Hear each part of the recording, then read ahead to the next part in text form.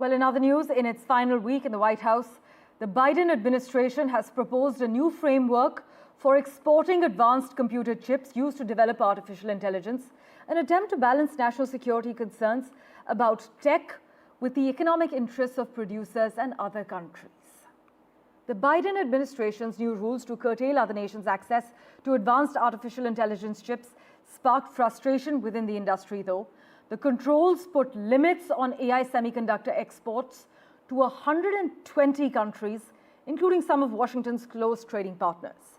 Now, they are aimed at stopping China, which already faces restrictions on AI chip purchases, from obtaining the tech from other nations. But US chip giant NVIDIA, whose stock fell on the news of the curbs, said the regulation is merely cloaked in the guise of an anti-China measure and wouldn't enhance US security.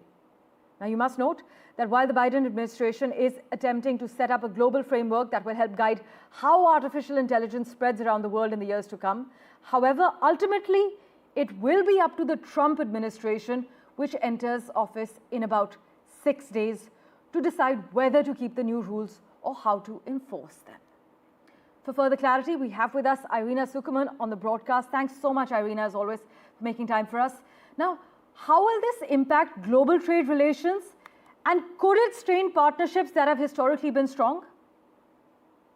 Thank you so much for this question. Well, one of the interesting developments is that Biden is actually restricting the supply of these AI chips to Israel until Israel severes its industry ties to China, presumably meaning until they stop supplying China with this technology. China has been quite flexible in obtaining these chips from various third parties, exploiting loopholes in the export-import controls, but also aligning with countries that have developed very strong industry relations with China. China and Israel on a government level have not been close in any meaningful way, especially after October 7th. But on the business side, side has been quite a great deal of dependency, and this is one of those points that could put a great deal of strain between the US and Israel, and it is also one of the measures that the Trump administration could potentially continue if they take the threat of China, particularly in the technology sector, seriously. But Israel is likely not to be the only country that will face these measures. A number of Middle Eastern countries have been cooperating through BRICS with China on technology exchanges and attempts to develop independent AI and AI chips industry. Saudi Arabia, UAE, just a couple of them. Irina, while the US government, though, justifies this whole AI chip restriction saga as a national security measure, we've got NVIDIA saying that these controls are more about geopolitical controls and geopolitical posturing rather than actual security. So what's your view? Is this a case of protecting national security or are economic interests at play?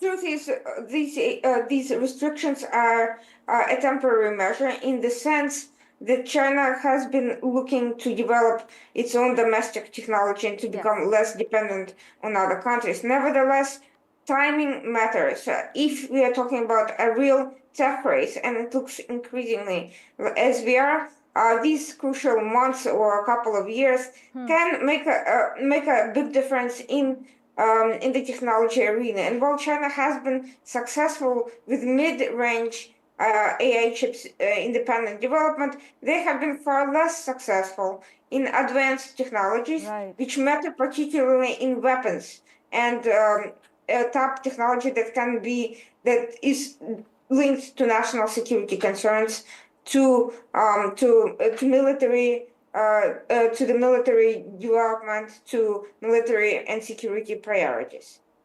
Well, Irina, thanks so much for joining us with your opinion on the matter. We will, of course, revert to you for regular updates as and when things progress.